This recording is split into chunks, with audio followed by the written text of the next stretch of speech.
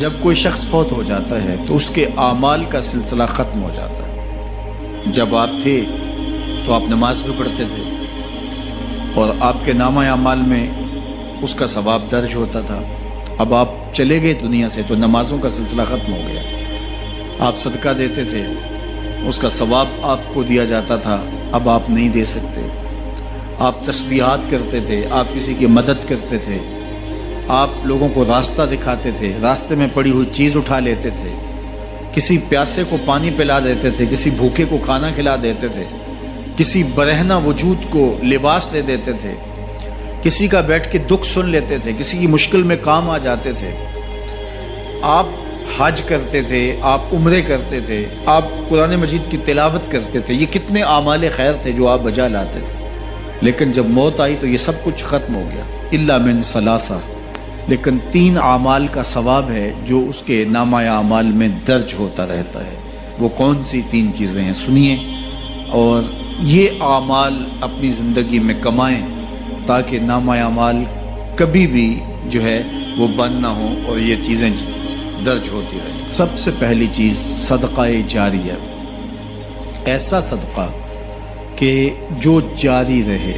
آپ نے مسجد تعمیر کروا دی، جب تک وہ مسجد موجود رہے گی اور لوگ اس مسجد کے اندر نماز پڑھتے رہیں گے، ان کی پیشانیاں سجدہ ریز ہوتی رہیں گی، تو نماز پڑھنے والوں کو تو ثواب ملتا ہی رہے گا، جنہوں نے مسجد تعمیر کروائی ان کے نامہ اعمال کے اندر بھی ثواب درج ہوتا رہے گا۔ صدقہ جاری، مدرسہ تعمیر کروا دیا، آپ نے کوئی ہاسپٹل بنوا دیا، آپ نے انسانی ضرورت کے لیے پانی کا کنواں کھدوا دیا، اور کوئی اور ایسی چیز کہ جو آپ کے بعد بھی جس کا فیض لوگوں تک پہنچتا رہے، وہ فیض رساں چیز جب تک موجود رہے گی اور اس کا فیض لوگوں تک پہنچتا رہے گا تو نامہ اعمال میں ثواب درج ہوتا رہے گا۔ دوسری بات، او علم ينتفع به، یا علم جس سے لوگوں کو نفع پہنچتا ہے۔ یہ ایک ایسا کھاتا ہے جو کبھی بھی بند نہیں ہوتا۔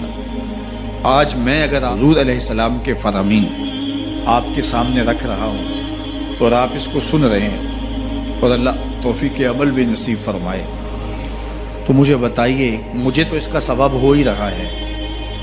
اب جس استاد نے مجھے پڑھایا ہے اور یہ سکھایا ہے، یہ جتنے لوگ سن رہے ہیں سب کا ثواب میرے استاد کے نامہ اعمال میں درج ہو رہا ہے، اور میرے جیسے اور بھی شاگرد ان استادوں کے جو اگر یہ کام کر رہے ہیں تو ان کا ثواب بھی استاد کے کھاتے میں درج ہے۔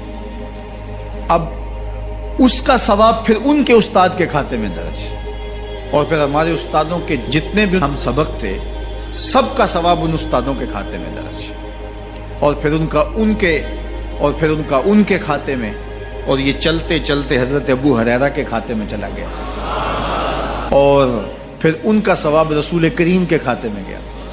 اللہ اکبر۔ تو بات کر رہا تھا کہ اس طرح کھاتے بڑھتے چلے جاتے ہیں اور نامہ اعمال میں ثواب درج ہوتا چلا جاتا ہے۔ اور علم ينتفع به، ایسا علم جو نفع دیتا ہے۔ اور ولد صالح يدعو له، تیسری بات، صالح اولاد جو ماں باپ کے لیے دعا کرے، اور ماں باپ کے لیے جب دعاؤں کا سلسلہ اولاد کی جانب سے جاری رہتا ہے تو وہ صدقہ جاریہ ہوتا ہے۔ صالح اولاد ماں باپ کے لیے کبھی بھی دعا ترک نہیں کرتی۔ اولاد صالح تبھی ہوگی کہ وہ 5 گانا نمازی ہوگی، اور 5 گانا نمازی اولاد اہتمام سے دعا نہیں بھی کر پائے گی تو دن میں کتنی مرتبہ کہے گی، ربنا اغفر لی ولوالدی، اے اللہ مجھے بھی بخش دے، میرے ماں باپ کو بھی۔ ایک شخص کے 2 بیٹے ہیں، 3 بیٹیاں ہیں، 3 بیٹے ہیں، 4 بیٹیاں ہیں، اور وہ نمازی ہیں اور روز کہتے ہیں ربنا اغفر لی ولوالدی۔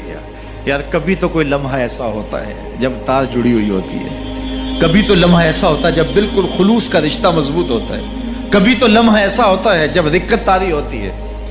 تو بچپن، لڑکپن، جوانی، بڑھاپا، روز دعا مانگ رہا ہے ربنا اغفر لی ولوالدی، کبھی بیٹی مانگ رہی ہے، بیٹا مانگ رہا ہے۔ تو صالح اولاد کی دعائیں ماں باپ کے درجوں کی بلندی کا ذریعہ ہے۔ تو 3 چیزیں ارشاد فرمایا کہ یہ منقطع نہیں ہوتی، صدقہ جاریہ، علم نافع اور صالح اولاد۔ اللہ ہمیں صدقہ جاریہ کی توفیق بھی دے، اور اللہ ہمیں علم نافع سیکھنے اور علم نافع آگے منتقل کرنے کی توفیق بھی دے، اور اللہ جل شانہ ہمیں توفیق عطا کرے کہ ہم اپنی اولاد کی ایسی تربیت کریں کہ کل ہمارے لیے وہ صدقہ جاریہ بنائیں، اور ہمارے مرنے کے بعد بھی اور ہماری زندگی میں بھی ہمارے نامہ اعمال میں نیکیوں کے درج ہونے کا سبب و ذریعہ ہو، اور ہمارے لیے دعاؤں کا سلسلہ جاری رہے۔